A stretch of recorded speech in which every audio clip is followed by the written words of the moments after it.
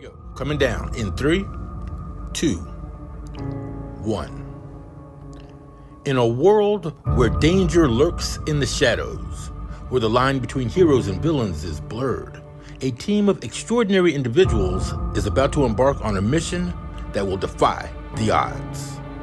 Meet the DEINs, a group of the best in the business, each with a particular set of skills that makes them unstoppable. They may be strangers, but when the world is in peril, they come together as one. Get ready for the ultimate adrenaline rush as they take on the impossible. What is equity? It can be defined as measures to enact equality, as well as a lens by which we see people finally for their strong points. For learning environments, it can mean finding the funding, exercising choice, asking teachers for practical help, and for many, creating the solutions that don't yet exist. Today, we're going to talk about strengths and strategies, learning phases, and learning places toward the equity we strive to achieve. The views expressed do not necessarily reflect the views of hosts or sponsors or Right Proof Foundation. This information is not intended to replace therapeutic or medical advice. This session is being recorded and we are live on Facebook. Today, we're joined by an innovative, amazing, world-changing panel. Absolutely, Steve. And I'm going to go ahead and read the introduction to this panel. I'm so excited to have them here. So let's start with Ruby Taylor. Ruby Sunshine Taylor is the author of The Unconventional CEO, How to Build Wealth and Joy in the Face of Adversity. She's the CEO and founder of Financial Joy School, a virtual educational platform and gaming company that provides diverse financial education and investment tools to Black and Brown youth and their families. Welcome, Ruby. Thank you. Hello, everyone. Then we have Jamila Hassani. Jamila Hassani, social economy advocate and islander from the French island called Mayotte, where social economy experimentation has been led to generate social change and open the island to the world. USA, we're talking about USA, Kenya, Tanzania, Mozambique, Greenland, Aruba, Belgium, South Africa. Welcome, Jamila. Thank you so much. Welcome. Hi, everyone. And we have Denisha Allen. Denisha Allen is a senior fellow at the American Federation for Children and founder of Black Minds Matter. Denisha previously served as the school choice and youth liaison to the Secretary of Education at the U.S. Department of Education and is an outspoken advocate for change in schools. Welcome, Denisha. Hi, thank you so much for having me. What an outstanding panel we have. My name is Stephen King, and I am the host of the Dean Talks. Let's open up the discussion with a video snippet to set the stage for the panel to join and react.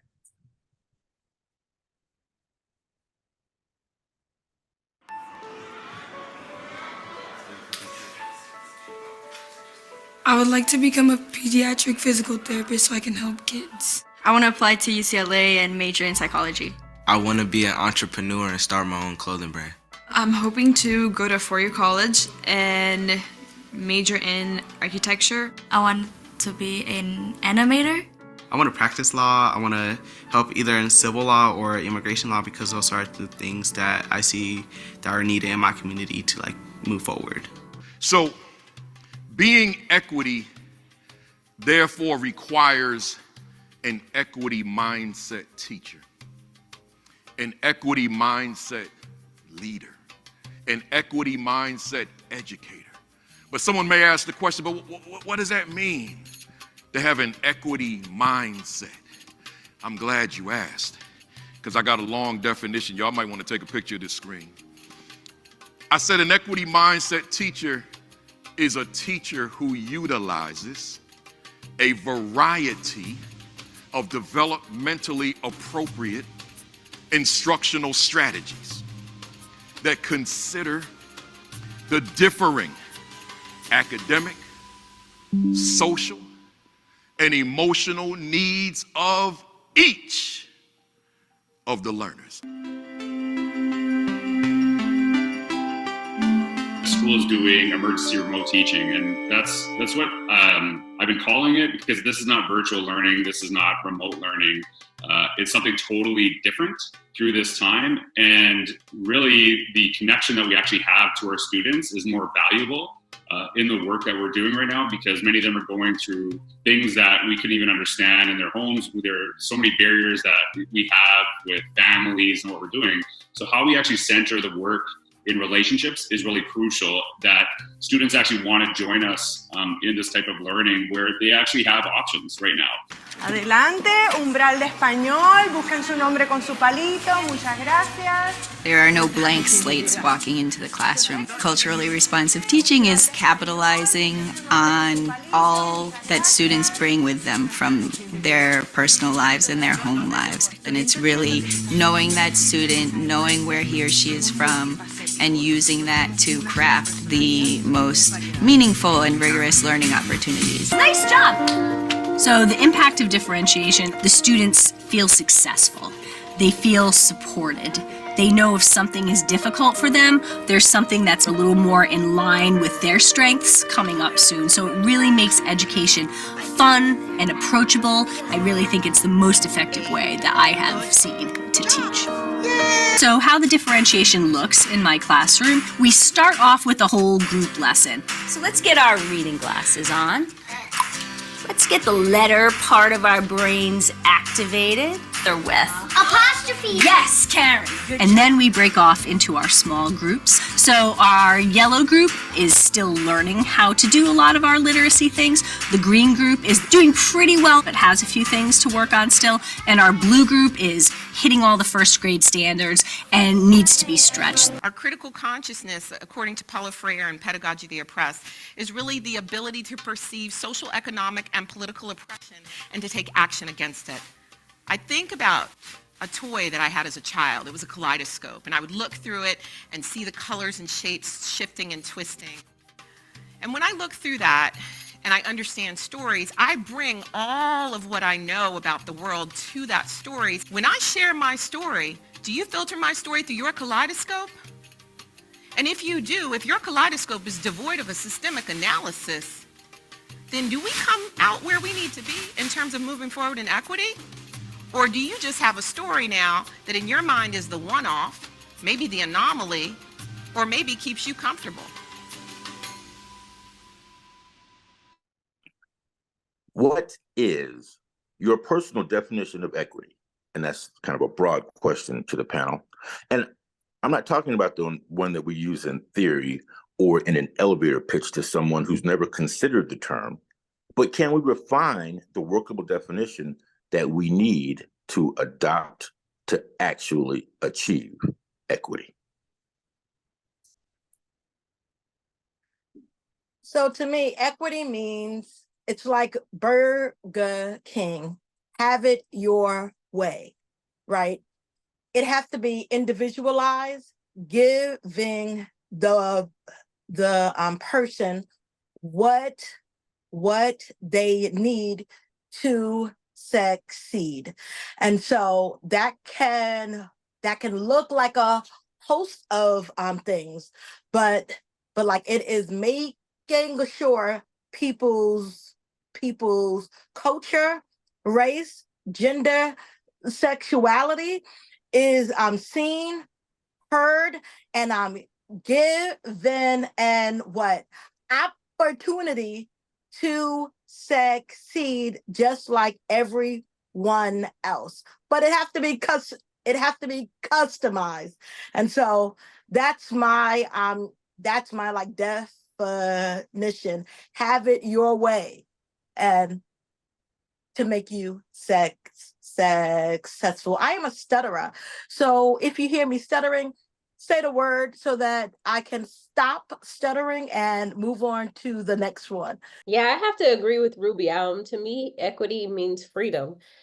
Freedom in all aspects. We allow for students to learn in environments that are conducive for them for learning. We allow parents to choose those environments. We allow teachers to choose those environments and create those innovative opportunities for students, and we don't let anything hold them back. And most of the time, I think that what limits us from achieving true equity is money. And so it's really to say that, you know, we don't allow anything, especially money, to limit students from achieving equity. And to me, it means freedom. And I think that that could be, you know, of course, we are having conversations across the country all the time about equity, because folks who have true freedom, they don't have to worry about conversations of equity, and they get nervous when we're talking about equity because they don't want to relinquish their control and their power and give freedom and autonomy to everyone. And so I think it means freedom. To me, it means freedom. Well, I guess now it's my take on it. I didn't know about the Burger King example, so I'm really learning. So thank you so much, Ruby, about that. And I really like the fact that you were talking about freedom, because I think these two aspects are really connected to each other. To me, I'm going to talk about it more from an organizational level, but it's about organizing spaces or educational spaces that is able to integrate and include everyone regardless of their ability. So there is sometimes a lot of mixed elements between equity, which is often misunderstood by equality, which are two things that are totally different. But I guess equity to me would mean being inclusive and being able to adapt to a person's reality or situation. And at an organizational level, it would be about creating spaces that are adapting to these needs. Let's start by looking at the universal approaches to solving this wicked problem of implementing equitable solutions for social justice. Jamila, you've seen success in efforts that challenge some Western ideals. How have you seen equity and economics come together against opposition? Well, that's a very good question. And usually equity and economics seems not to go so well together. And I was very happy to find out that it can actually work together. And for that, I will talk about what we call in a French framework, social economy. But before I start, I think it's important to reframe my speech because I suppose that not everyone is aware that there are some French and European territories across the globe, particularly across 3 oceans. And these territories are benefiting from the same legal system as France, yet the reality on the ground is often different than what we can find in the mainland. And I mean that in terms of development, in terms of access to education. And we could say that equity is not something that's always around the table, if I can put it that way. Yet we have experimented an opportunity in such a specific context of one island, which is the island where I am from, Mayotte, which is about social economy. It was about creating reconciliation between economics and equity and bringing peace and a solution to bring back dignity and restore equity in a space that has a very strong tradition of social economy and creating equity, having that community-led organization type of doing things, but then it was not really the case now. And indeed, overseas regions, as we call them, are benefiting from the law of social economy.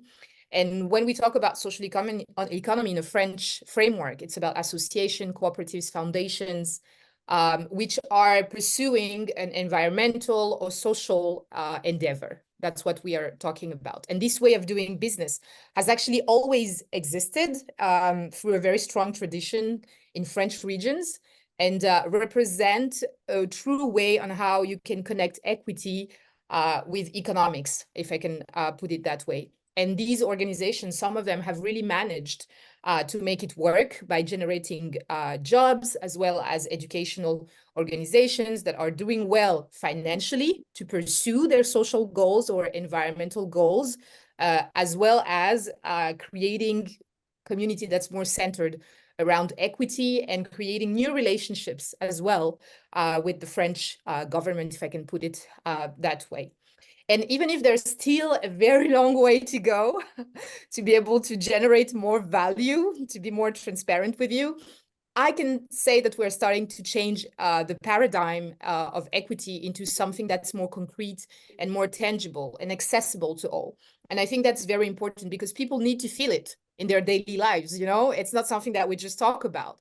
You have to feel it. And who does not want to live actually in an inclusive environment? And the fact that it's working is just that I'm being able to share the panel here with you.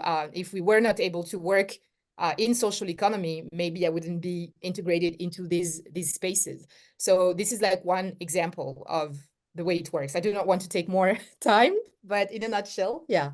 I guess I'll hop in. So when it comes to, the opposition around equity and economics, I think when it comes to school choice, which is the topic that I'm speaking on, is, there is a lot of opposition around the success of the program. There's a lot of propaganda that's around, a lot of myths, and with anything that is good and beneficial, especially to minority communities, there's always a lot of propaganda and myth busting that you have to do, especially at the community and local level. It seems like that's the first place where we have to start when we're like trying to change policies, because our communities have been fed a certain narrative, and we have to first go in and change those narratives and then lead them down a better path. And so with school choice, it really is, in my opinion, the best way to achieve equity in education, because it gives parents the opportunity to choose schools that work best for their kid. And then not only that, but with my work of Black Minds Matter, we have the only directory of Black founded schools.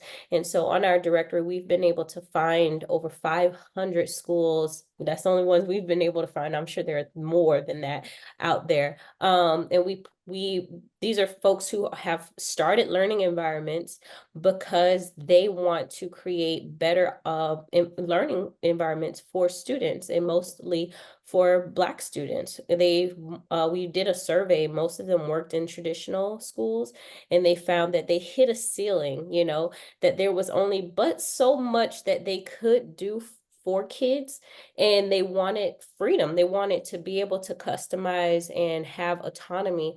And they went down these paths of creating private schools, charter schools, home schools, virtual schools, financial education schools, which I'm like, I need to add you, Ruby, to the director. I don't think we have your program out there. And so we have like these folks who are, pushing against the status quo, people who are pushing against what people are telling them that programs are supposed to be doing and how it might be detrimental, and they're taking it on and they are being empowered. And so, I think that there is a lot of there are a lot of oppositions, but then on that is like, we have to find what the true successes look like and make sure we tell those stories, because we control our own narratives. And that's something that I think is the majority of our work, is just putting out better narratives, putting out success stories, putting out how this works, because that's the number one thing that we're kind of working against when it comes to showing that, in creating equitable solutions in education is freedom, is education freedom. And we see it happening, and it's so cool to see.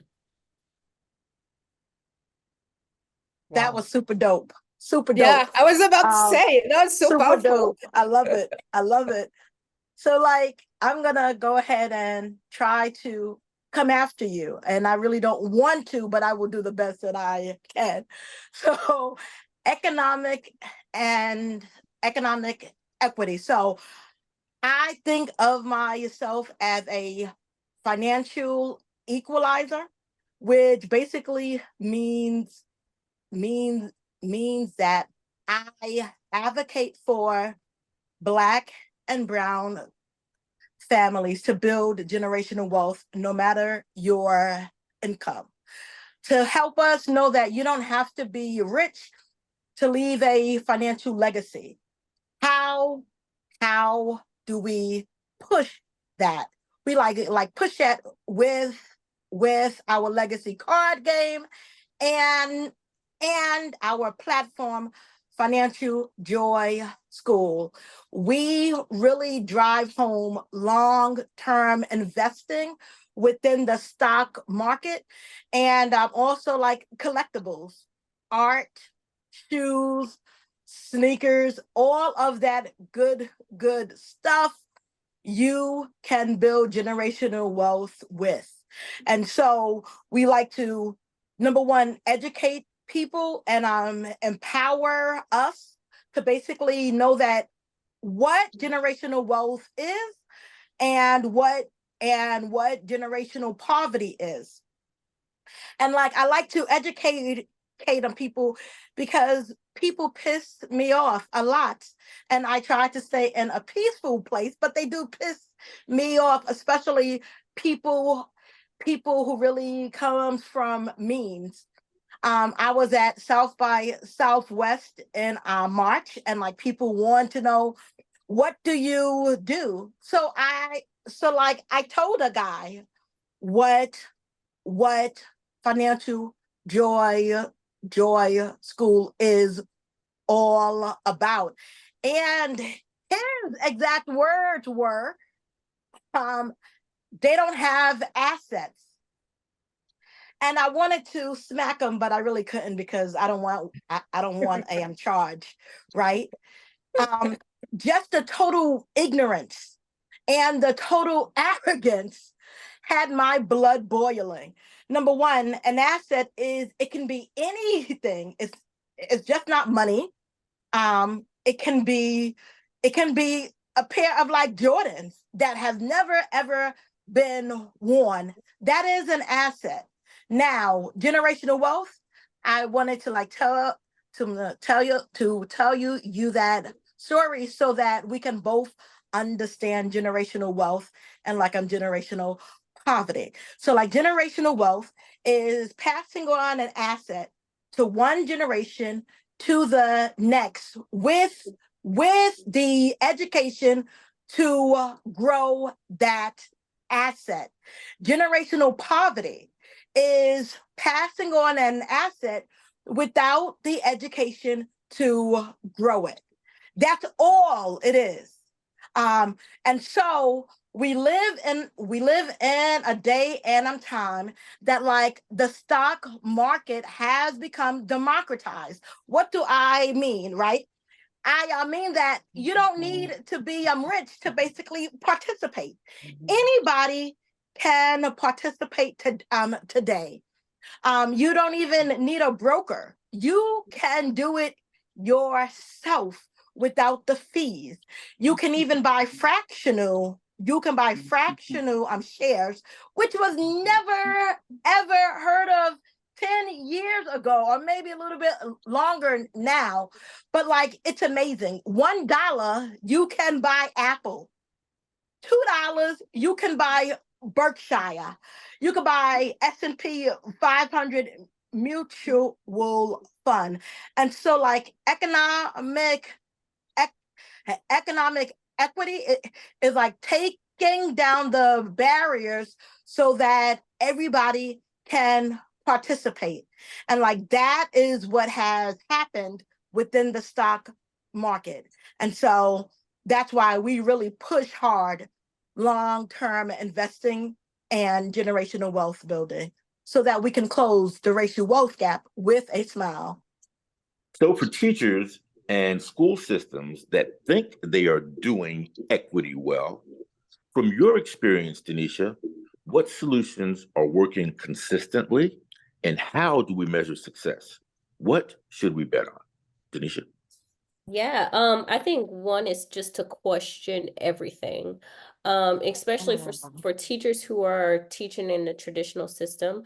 90% of our children in the States, we're international, and so are educated in traditional public schools. And so it would be remiss of me not to, talk about, solutions within, but in the majority system, but to question everything. If a teacher is being told that you can't teach your class a certain way that is culturally responsive, is customizable, ask why. Like, why is this the case?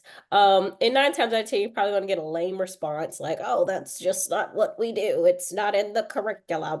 Challenge those small things. I don't, just swallow your tongue and say, okay, well, I'll navigate and teach it a different way. All the small things add up to bigger things. And after a while, we're going to be creating a bunch of policy changers, because that's what I found is once people unveil what's happening and start to question the system, they become really involved in policy changes and want to go to their state legislature, go to the local level, because school board elections are very important. They're the ones that's in control of the school districts and how things are run in local schools. And so those are things that when you start to question, you get to those steps and you understand that, okay, well, if I really want to change the trajectory of my student's life, I'm going to have to get involved with policy. But I think it really starts at that questioning everything level, even from contracts to, we don't talk about contracts. We do focus, which is important because our kids cannot read. Only 15% of Black kids in this country are reading on grade level. But even outside of academics, who are getting contracts for schools? Like, is it fair? Are other businesses besides the big brand businesses getting access to contracts within schools? So those are things that we question too. And then the rest on here within talking about is how do we basically ensure that schools of choice are held accountable. If I'm reading this correctly in depth, how do we ensure that charter schools and progressive curriculum have proven solutions on marginalized populations? And I think the number one, it might not be as as glamorous as we shut their school down, but I think if parents like the product, they stay. If parents don't like the product, they leave. We see this freedom in every aspect of society. If we like restaurants, what do? We recommend it to somebody else. We say, oh girl, you gotta go there, you gotta eat there, the food is so good. And if we stumble on a spot that's supposed to be good, like I just moved to a new area in Florida. There's a Jamaican spot, and I'm like, this is not Jamaican food. I don't know where they got these people, but this food is not good. And I tell the people, like, don't go there. That's not no real Jamaican food. Don't go there. And so I think that's the number one, the power that parents have when they really are empowered. And that's how we ensure that schools are working. And then with, private and charter schools, they do have more autonomy. They can create more learning environments that they see that's best fit for students' needs. And so they're very diverse in how they choose to do that. You have some schools that are nature-based, that are literally outside 90% of the time, and they don't spend much time indoors. You have other schools that are science-based and math-based, and that's beautiful. The difference between the two is charter schools do have they are public schools, and so they have a charter with the traditional public schools to implement their program. They do the same testing, and they are held accountable by the traditional public school system. Private schools, they don't have to report to traditional public schools or to the school district, to the school board. They have autonomy, and in many states, students who go to private schools are required to take the state assessment test, and to ensure that academic outcomes are adhered to. I think I'm just gonna jump on the idea that Denisha has brilliantly developed about challenging the status quo. I can share maybe an experience because coming from a French island, which is very remote from where the political power is centralized, economic power is centralized, sometimes you can be perceived in a way that's not gonna give the whole picture, if I can put it that way. And sometimes people are gonna tell you exactly what you're saying, like, oh no, you cannot do that. You know, they do not have like all the tools that are necessary to develop themselves. Yeah, but according to who, first of all? Because we may have our own solutions, and maybe we have a different type of wealth that you may not have, and I can further develop that later on. But the whole thing is about capitalizing on that wealth that you have. For instance, for a very long time, I thought that being from an island, going like abroad was something that I have to be like a bit like hiding, while everyone was finding it was so cool. And I had such a rich story. And I'm like, how can I like capitalize that and being able to infuse that locally? And I'll be at peace when there are going to be like more people who are going to be like me, even more fantastic and creating even greater stuff to make sure that the communities are empowered. And I think the way to measure success is to see how much the community is calling into question the space where they're living in, and they keep on being creative to be able to create policies that are going to correspond to each generation. Because from one generation to the other, the needs are different, and we are very connected globally today. So according to what's going on in the world, sometimes locally, many things can change, but that's more linked to economics. But that's something to really bear in mind. So that's my take on it. Oh my God, that is a loaded question. And so I was a school social worker. I was a special education teacher, and I was all of the things within public education. One of the things that really drives me nuts is assessment for all. There should be various ways for us to basically assess students. It shouldn't be a one size fit all. And if you do not like reach this, you are not like passing. I just heard that sister say that 15% of like African American students are reading at like grade level. That is so dismal, right? And like, but what are their like successes, right? And so like, I have a daughter who I love dearly, and she has dyslexia really bad. And so what is it? Reading for her is like difficult, but the sister loves to read. But her comprehension is really high. But the state of Maryland says that a teacher cannot read the test, even though she needs it read to her because of certain like assessments, right? That is really problematic. And so she's going to be able to like read one day. It's just going to take her a little bit longer, but her like comprehension skills are like way above par. So like we need to look at different ways to basically assess students. Not just this one branding and this like one size fit all. And if you're not reaching that, you are not like successful. I beg to differ. There are many different levels of genius. And like we need to assess them all to really find success. African people, which I am, we love stories. We are really verbal and textile learners. How can we basically assess that and see our genius within that? And so I feel that success have to, we really have to start with dismantling these stupid thing assessments, one for to be, what is it, standard. It really has to be customized.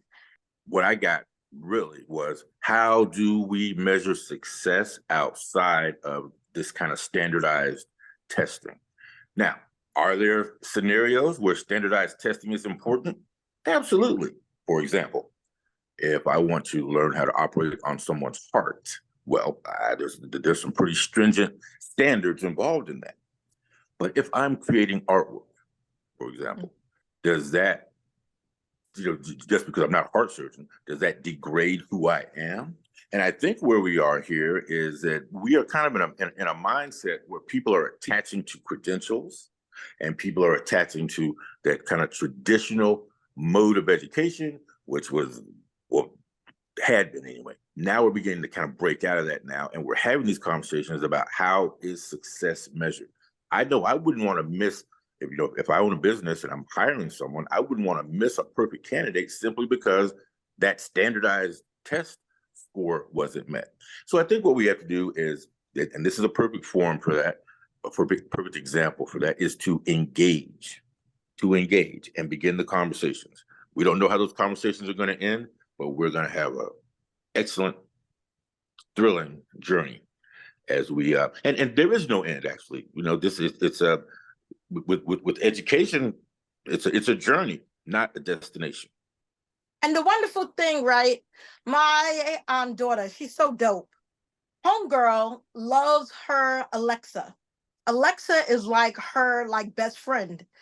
She reads with her, write with her, do math with her.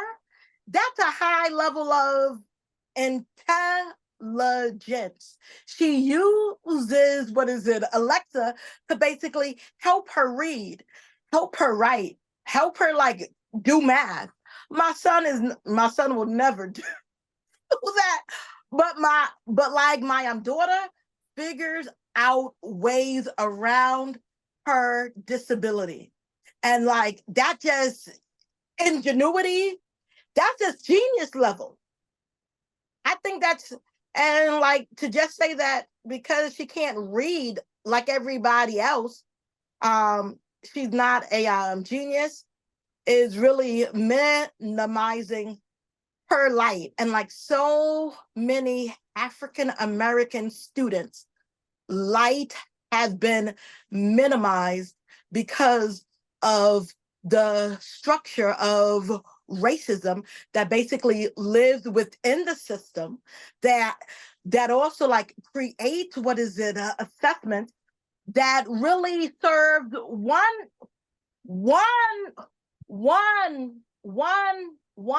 population versus another. Yeah, so AI, artificial intelligence, right? First, we cannot be afraid of it. We need to hit it head on.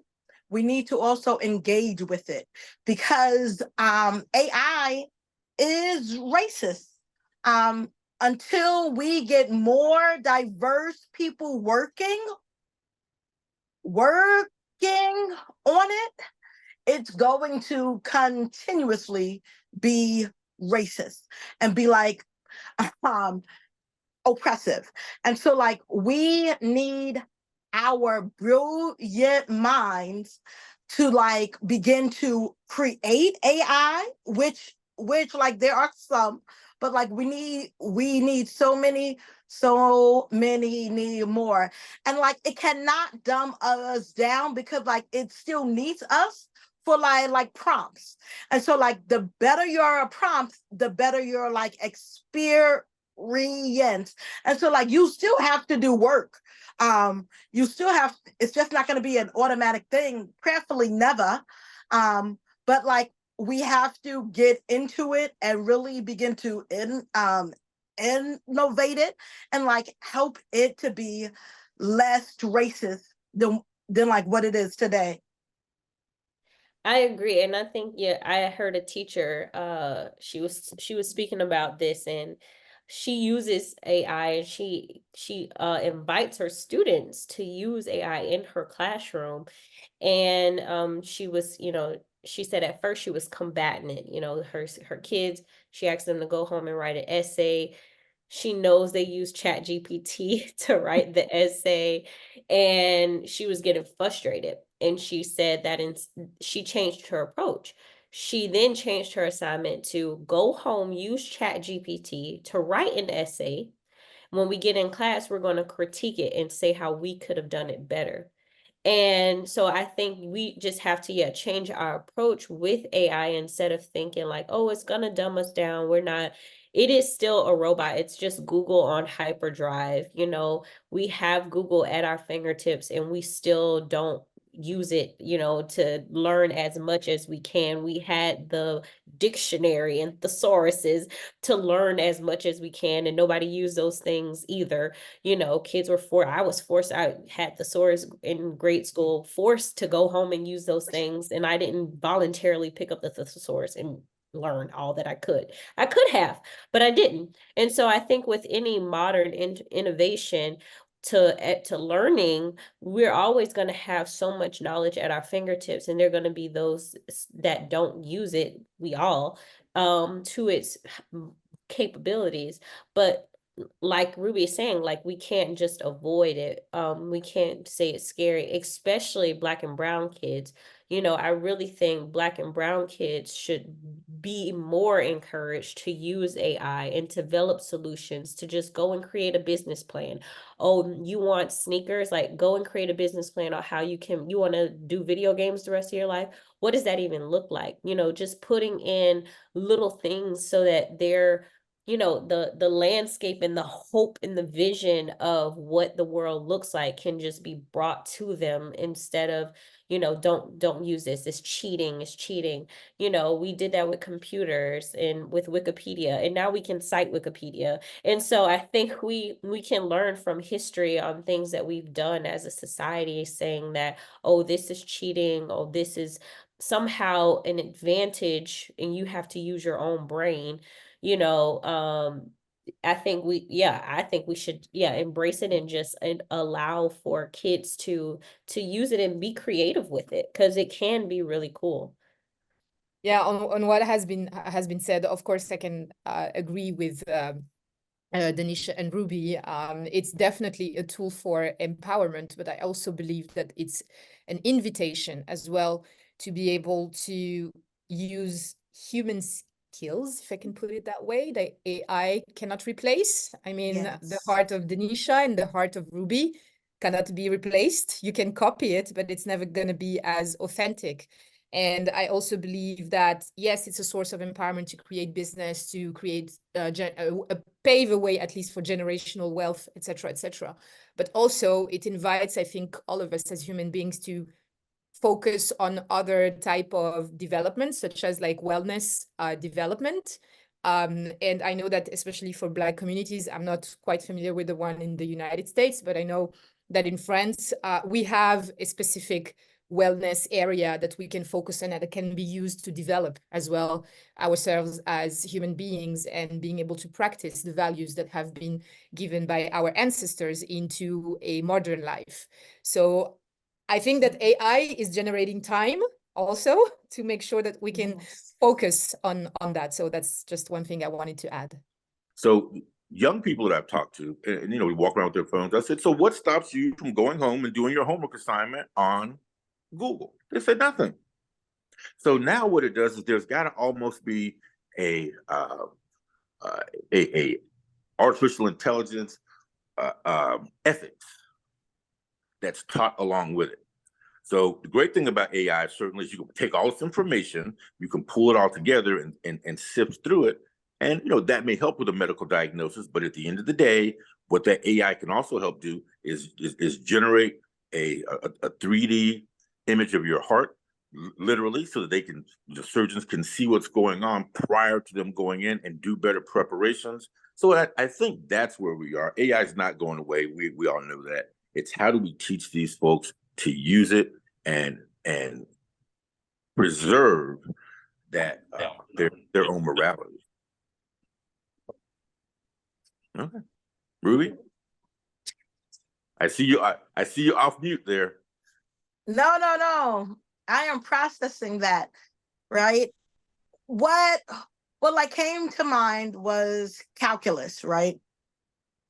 When I was in high school, we had the formulas. If you like knew the formulas, you would have the scientific calculator. You put it in, it gives you the answer, right? That's the way that I'm looking at AI, right? Nobody said you couldn't use that calculator. You just had to have one. You couldn't have the regular one.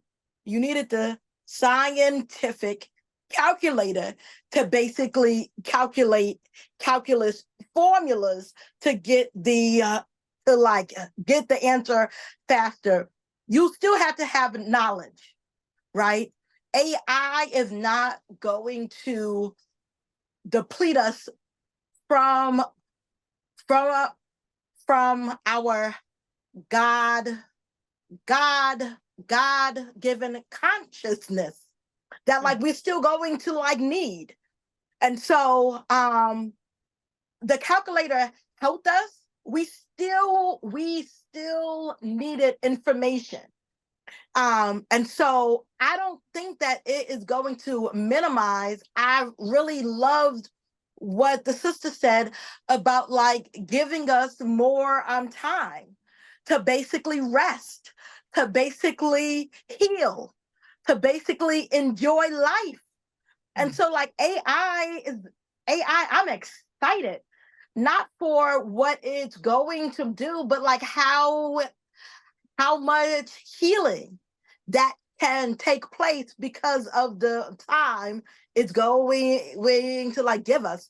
So like, that's all I have to say.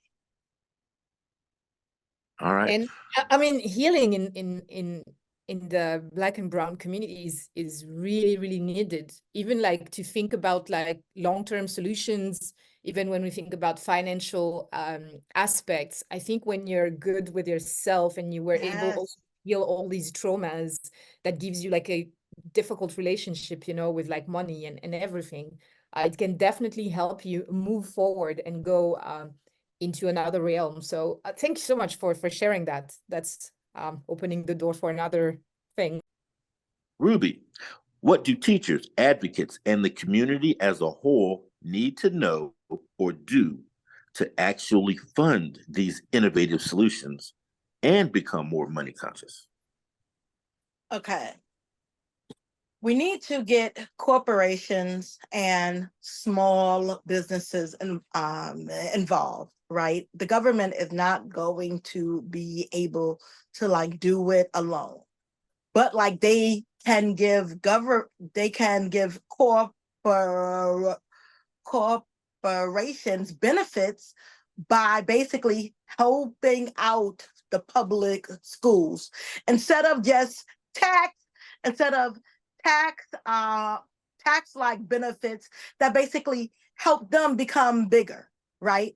Why don't we do a win-win, right? Corporations, small businesses, and like a small business is like a business that could be making millions. There should be a requirement for them to give back to public, charter, and like private schools. They should have for the whole, equity piece. Black and brown schools should get more because of the inequities of what our past and the present, because it's just not the past, right?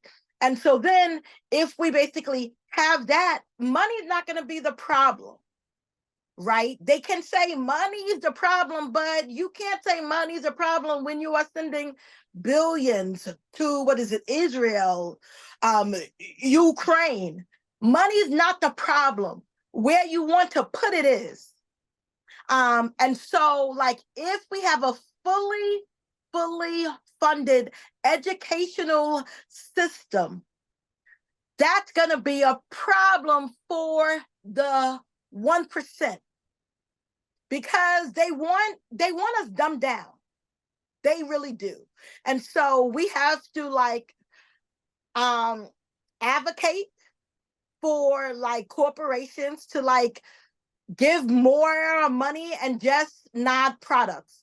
Products are great, but like money can do so much more. So that's what I say. I'm resonating. Really, you're absolutely correct. It's one thing to sell products to the community as a company, and it's another thing to invest in the community.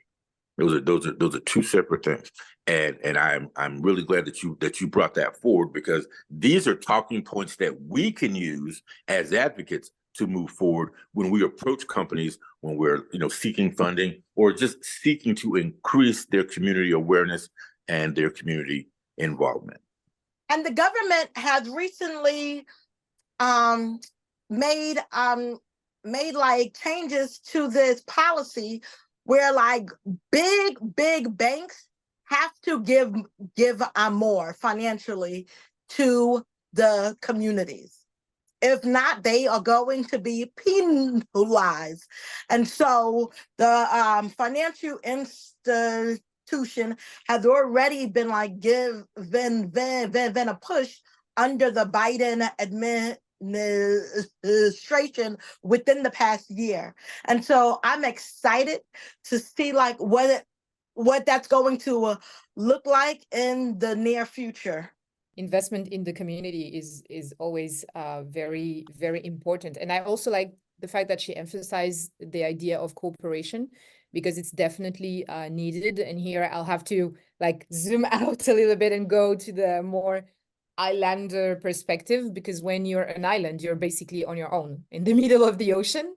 And it means as well that you do not have access to all the resources that's available as easily as when you're living on a continent. And I think it's very important to be able to convince the funders for the projects to understand that if you do this, it's about investing into the community, and then it's going to give back something. But sometimes it's not even that expensive. Actually, I'm thinking about a project that we've made where when you're born on that island, usually you have to go study abroad for higher education because there's no universities on the island.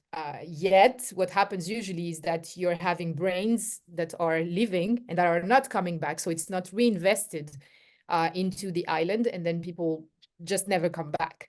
So we had to offer another solution, which was about building a bachelor and a master's degree in social economy specifically, where you will have the students that will go, but then they will have to come back to make like internships and find a job into the organizations. That was like one condition. And that was like a corporation, for instance, that has worked. And it didn't cost that much money, actually, compared to like other tools that were already existing, which were not reinvesting back into the community, but actually creating more diffusion outside of the island. So I would say that creating a win-win situation in theory would be great, but like on the ground, it's not always that easy. And I think it's important to understand the interest of each party, because I'm not quite aware of how it is in the US. But I know that in France, it's really about understanding what these people want. And it doesn't matter, they're not caring about what you want, at least not always. It's what do they want, and can I give it to them? If I can give it to them, how can I be able to give it to them on my own terms? And that comes back to the question of handsome. So that's just one thing that I wanted to add on top of that.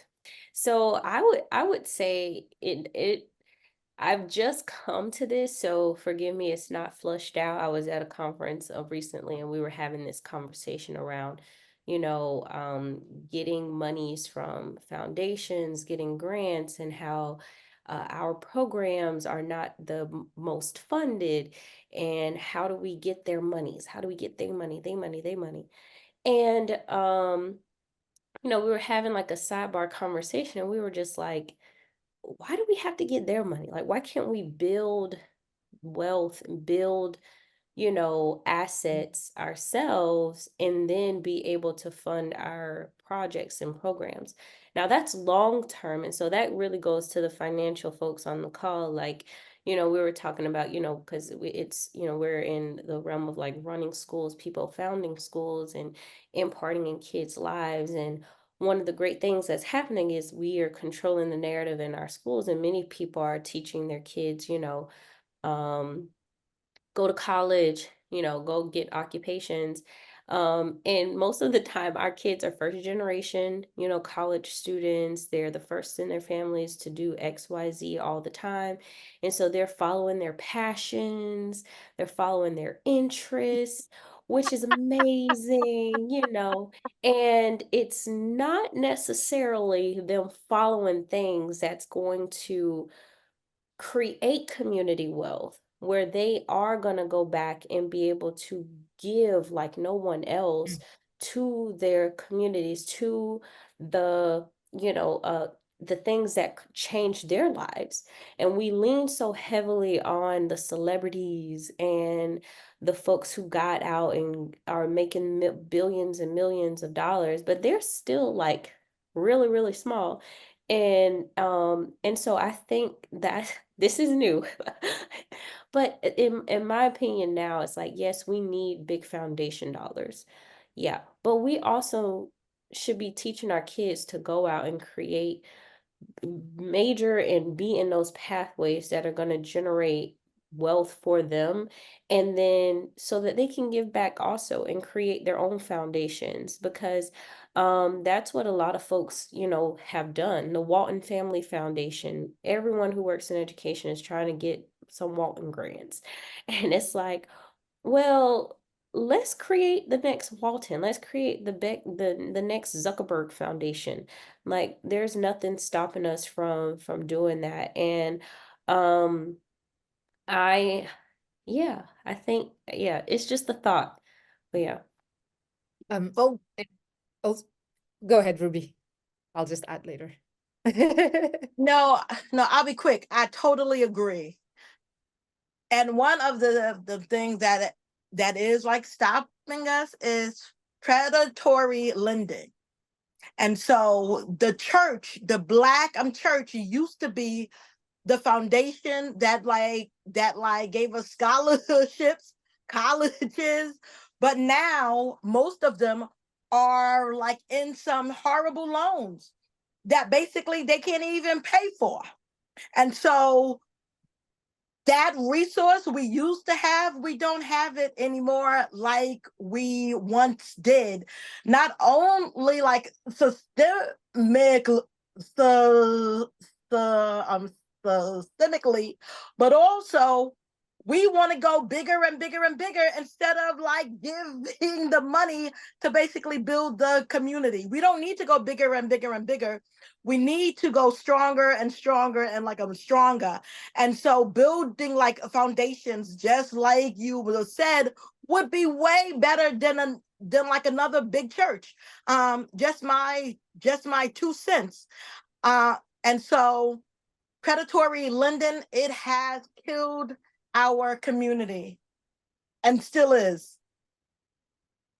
I think also there is like a change about values that needs to be changed and make it cool to be in your community, because you were mentioning, Denisha, about celebrities and everything, and what we see on social media and stuff is not necessarily reflecting what is the reality. And I think soon, and I hope, to be normal is going to be cool. And to be a good person is going to be cool, like, and it's not going to be something like, oh my God, she's so lame. Like, she wants to contribute, to the community and try and change things. Who does she think she is? Blah, blah, blah, and stuff. No, it's actually really cool. And that's what we're supposed to do as human beings. At least that's my take on it. So I think there's also about changing a value and changing culture to be able to reinvest that into the communities and generate wealth. And it's going to be a type of wealth where you're not necessarily going to need billions, actually. And maybe not everyone has to be really rich.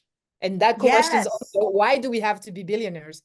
Some of them are billionaires. They're not even reinvesting into the communities. What money is for? these questions are also on the table, but I know it's very complex and there are different layers, but yeah. You can't move forward without fully knowing where you and your family came from. So that's the base, right?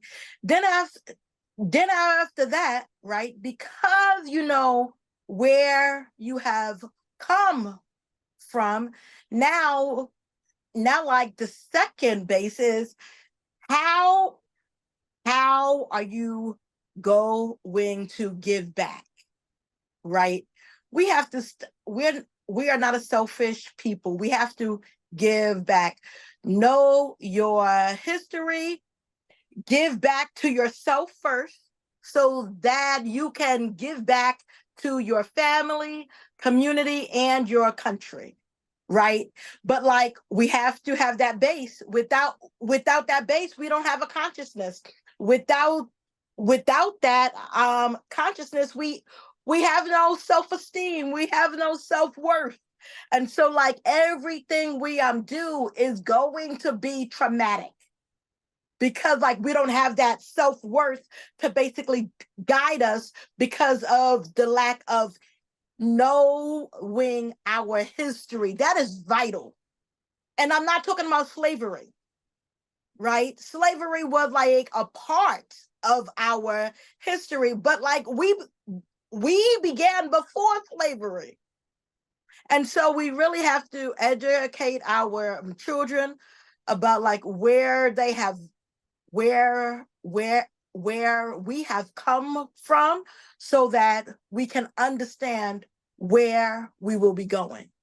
I think I'd like to talk about culture, and I think that's quite linked to what Ruby was talking about, but it's also about understanding your culture, your history, of course, but also the social, even the social culture that you grew up in, you know, because there are certain things in your culture that are being valued, but it's not necessarily what the dominant culture is valuing, you know, and it's really important to understand that, to also see how you can move into the world without losing yourself, you know, without betraying your culture and saying, oh, now because I would like to participate to the dominant culture because that's where the power is, then I have to leave my culture. The idea is to really understand both and being able to navigate with both of these cultures in the different worlds. And that's where you're going to create more connections. You're going to be able to be more creative because you can see things that other people don't, you know.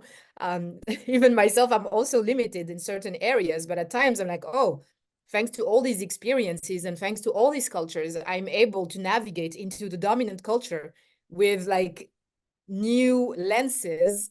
Each time I meet a new person, I understand them very differently. It creates much more compassion. And the more I grow, the more compassion I try to lean into, thanks to these cultures, because each culture has like very, very positive values and not everything has to be taken to the trash, really. That's one thing. Then there is about making education accessible and also not thinking that you don't know anything, because based on the culture that you have, you know a lot. It's just that it's not part of the dominant culture.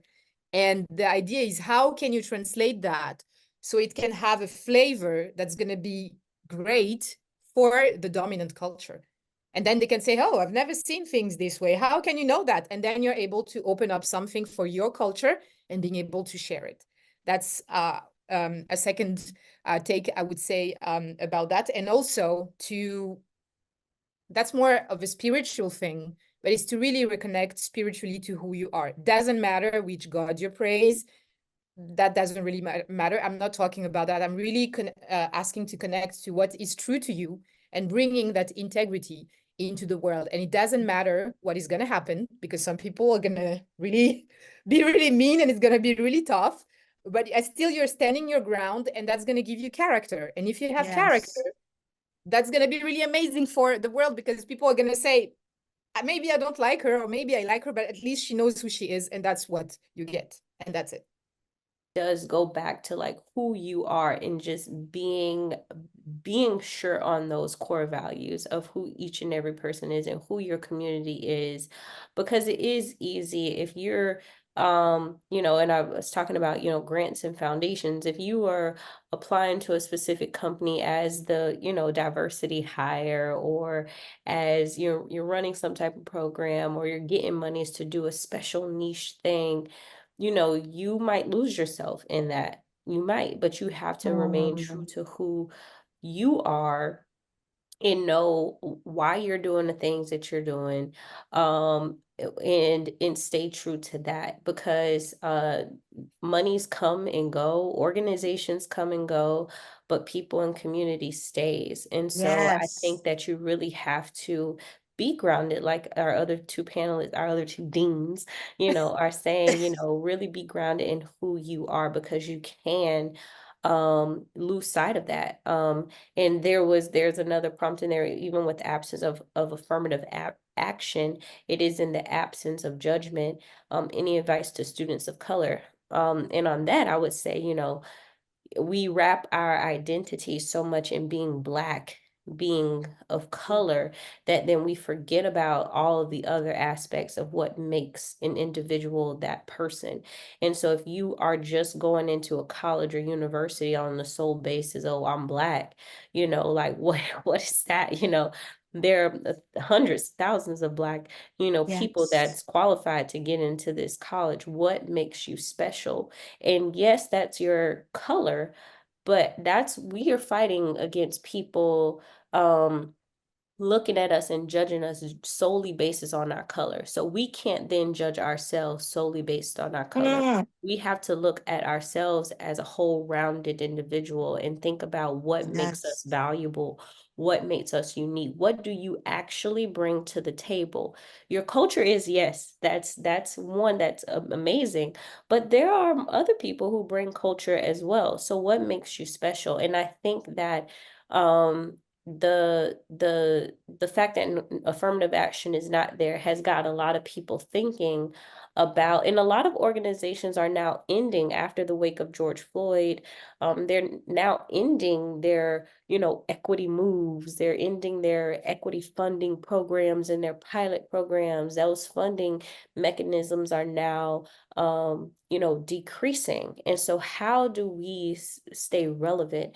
And it has to go beyond just being Black. And it has to be deeper than that. We bring so much more to the table. And so I think that we have to have those conversations with our students, so that they can see themselves as rich as they are, and not just be idolizing the color of their skin. Mm.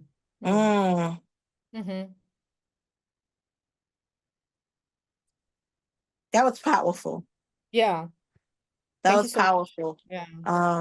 Yes, because idolizing anything outside of God is a mistake. Whether you believe or not, that's my personal belief. You can do whatever you want, and I'm okay with it. I still love you, but yeah, we can't like idolize our color, which is a massive mistake. Totally agree. And like, we are valuable people. We have so much to bring, and we are diverse. We are not a monolithic people. We have different values. We have different we have different cultures. We have different languages, which is so super dope. So yeah, we really have to build upon who our family is, who our community is, and like, how are we going to like contribute to it? Not just for ourselves, but like for the greater good. And yeah, totally. This is some good stuff. That it is good stuff at the Dean Talks. And we're, interestingly enough, what you may be experiencing is what you consider silence, after some comments. But for us, after these comments, we have to think, people. We have to take time to think. And this is thought provoking. So that's where we are, and I certainly appreciate all of the weigh-ins so far today. What I would like to do is try to get a quick test here. I'm trying to keep track of time here. And again, a lot of stuff's going on behind the scenes, but I want to try to get a test case out to the panel for your input. And I'm going to read this test case and then just open it up for quick responses as we head towards our bottom of the hour. Jeanette's 7-year-old daughter, Donnie, is more interpersonally advanced than most adults she knows. But in school, she isn't doing so well. In the 2nd grade, she's had conflicts with teachers, focused only on making friends, and didn't test well. How can Jeanette help her daughter? Should they just start over at another school? Panel? It depends, right? Starting over at another school may work, but maybe finding out what that child, because I see this a lot, especially within the public schools, especially with Black girls, right? And I challenge the system every time. Because some, not all, I will not speak for a whole, they don't give them grace. And so because they are more vocal, they are being rude. No, they just have an opinion, they have a strong one. But I can see somebody else from a different community do the same thing and they get grace. I had to check myself, right? When I was a teacher, we are quick. We do not give Black girls grace. And so maybe the mother she needs to advocate and push back on the stereotypes that has been given to her daughter and try to help them look at her in the light she really, really is. If she's great within people, we need to uplift that and find ways for her to connect within that school, community. We need to give Black girls grace instead of jumping on them as being rude and disrespectful. I have to check myself about that all the time. And I'm a Black woman. If it was somebody else, how would I address them? And so I always question myself so that I can make sure that people know we are all struggling to be equal, to be equitable. I don't care whether you are Black and or white. So it depends.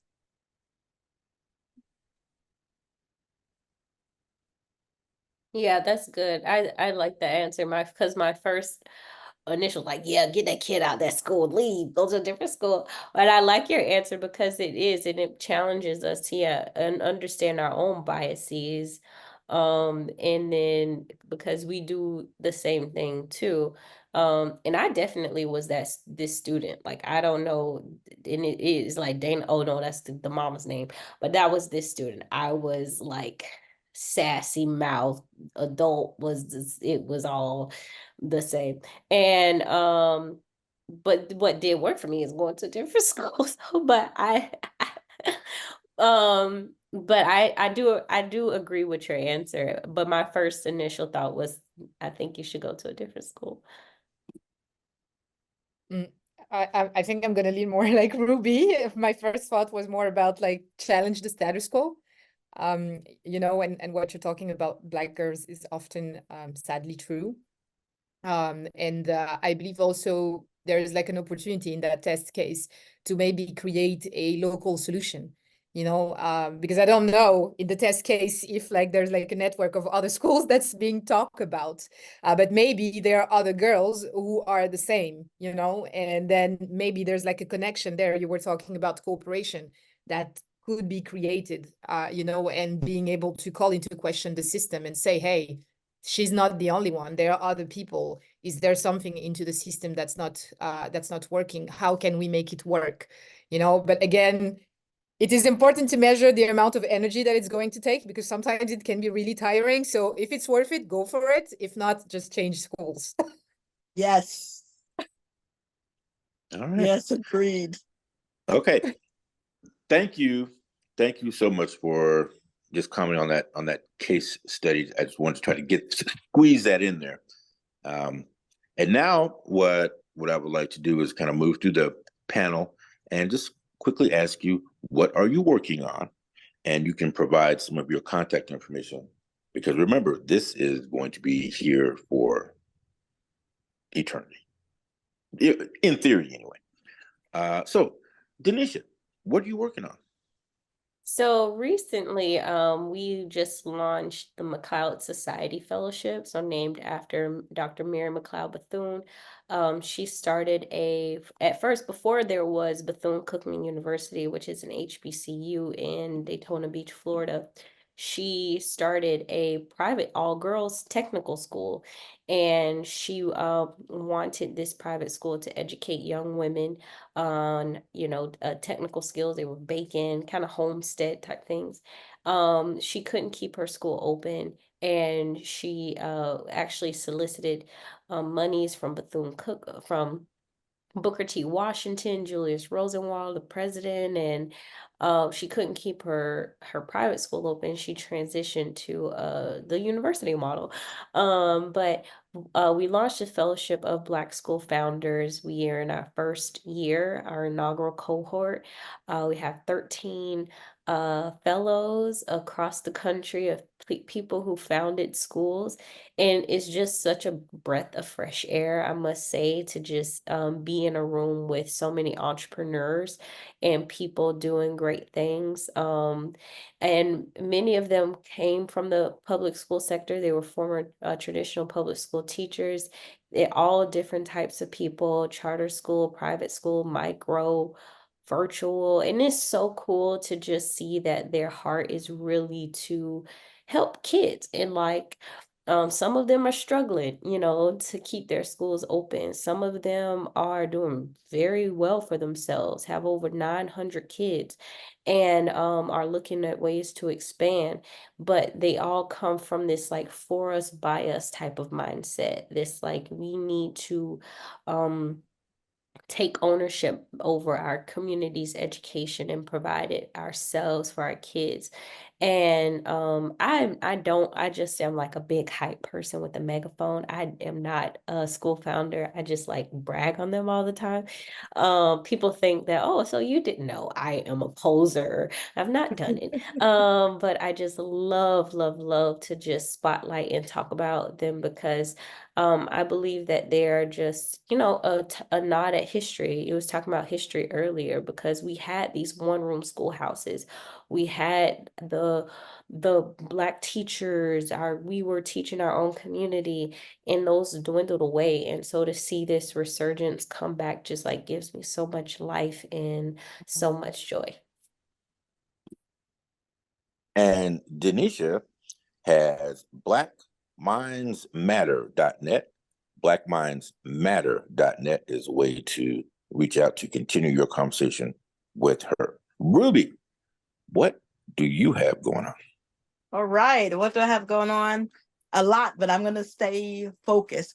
We have a generational wealth pledge going on, and we are asking Black and Brown families and our allies to sign the pledge to say that you will build generational wealth for the next generations with an S. What you will get is every single week we will send you a tip about building generational wealth. It could be a video, it could be a blog, it could be an infographic. And then we also do monthly seminars. We bring on amazing people. Tomorrow we will have Dr. Charmaine Jackman. She is a Harvard trained psychologist, and she will be talking about financial trauma and how to heal from it so that we can build generational wealth. We do like partnerships with a lot of corporations because that's my way of like getting reparations. Oh, let's see what else. We just did the Wells Fargo PGA Championship. That was super dope. We will be in Los Angeles in August with the Crete Academy, and in September we will be at the HBCU Battle of the Bands, educating our people about what? Financial education, and I'm building generational wealth. So the main thing is our generational wealth pledge, which is free, and our seminars, which are free. It's called the Power Hour because we make it powerful. And you can check us out at financialjoyschool.com. That is financialjoyschool.com. Thank you. I have a question. How do I get that shirt, the Future Millionaire shirt? Oh, you give me a week and I'll get you one. I'll get you one. No, like we are gonna start selling it. I keep on saying that we're gonna start selling it. We have never officially did it, but there's a company that like we will be partnering with to like get those shirts to get those shirts out. You were supposed to help me. You like, I'm saw me struggling. You're supposed to say that word so that I could move on. But yes. So once it goes on sale, I'm going to reach out to you. So that's what we have going on. And I have a book called The Unconventional CEO, How to Build Wealth and Joy in the Midst of Adversity. That's another thing that we just released in December. So check us out, Financial Joy School, and spread the word and come to our seminar. Next month, we're going to have C.D. Moody. Him and his wife, they do construction. They like help build massive buildings. And they are like almost $1 billion company, a super dope Black couple. So I'm excited to like have him on. I'm going to shut up now because I just did say that I was going to focus, but I really was not. Once again, that is financialjoyschool.com for more from Ruby Taylor. Jamila, what's going on in your world?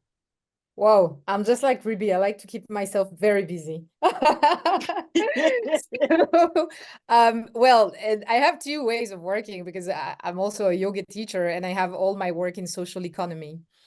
So basically in social economy, it's about keeping on connecting French islands with like international opportunities because I work a lot in building corporations. And right now we are working at building a network of incubators in the Indian Ocean and also in the Atlantic Ocean with the Caribbean islands to make sure that there are cooperatives, foundations that are working all together in various fields. So that's what I'm working on right now. And I will be in Paris in 2 weeks or so to be able to participate to the Congress where we'll if be you able need to... help, let me know. I can like come out and like support you.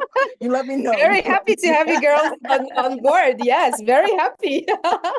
And I will be in Paris. So it's basically to participate to a Congress on social economy and being able to share the story and the expertise as well of doing social economy and developing local solutions in French islands. So that's what I'm working on. And also there's like a project where I'm a member, which is called Women of Future in Mayotte, which is about supporting women developing their own cooperatives. And then on the side of yoga, I'm recently focusing on working with pregnant women to make sure that they have access to wellness tools at very affordable prices. And also, but that's going to be when I'll come back, working with children from very remote areas to make sure that they have also access to wellness for free. That's what I'm trying to do and trying to have that funded. So I'm starting small, but we're building, and hopefully things are going to grow. And I do not have a website yet, but you can contact with me through email or my socials. All right. And this has just been an illustrious panel. You can visit ripeproof.org to find copies of not only this Dean Talks, but past Dean Talks. And if you forget emails, or you can just give us a call, give me a call, and I'll be happy to hook you right on up. We are going to jump to Ebony Kinney now. Ebony, big hits and takeaways for today's show. Okay. Just so humbled to be in the presence of this panel and this live conversation. You all are power packed. This is just a testament to the community work you all talked about so much.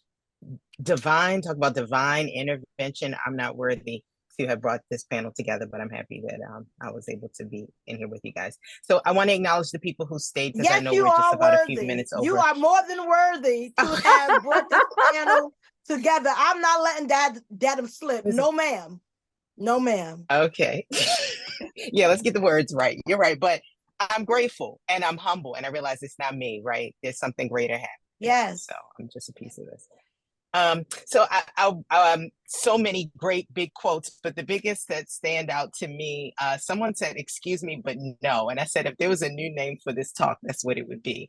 But we talked about not just getting bigger and bigger and bigger grants, but getting stronger and stronger and stronger. Let the solutions be a win-win, corporations and small businesses. Identify what we can't be replaced by computers. And we're not talking enough about that, the heart and the passion of the work. And how look at yourself holistically, not just your color. What are your strong points? They talk about strength-based learning. We've done a lot of talks on that. Feel free to go back and look. So some of the work that we've been working on, and I can't wait to pull out a lot of other great snippets that came from here, but some of the work that we're doing that aligns has to do with a game that challenges standardized testing. So we have one that is sort of measuring audible comprehension and kind of advocating for that to be a part of the standardized testing. Students that are able to know beats and they can rap and sing directly on beat. That's a strength that we don't recognize in our standardized testing. So that's one thing we're working on.